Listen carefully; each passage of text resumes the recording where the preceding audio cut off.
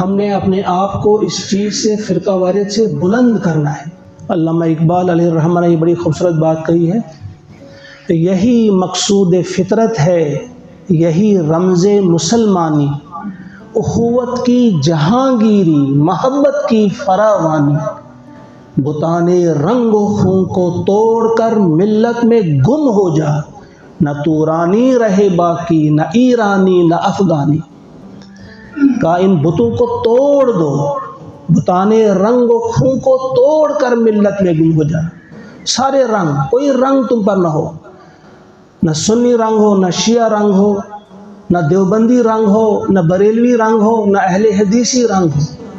بلکہ تمہارے لیے ایک ہی رنگ ہے جو اللہ نے کہا ہے قرآن پاک میں، صبغت اللہ،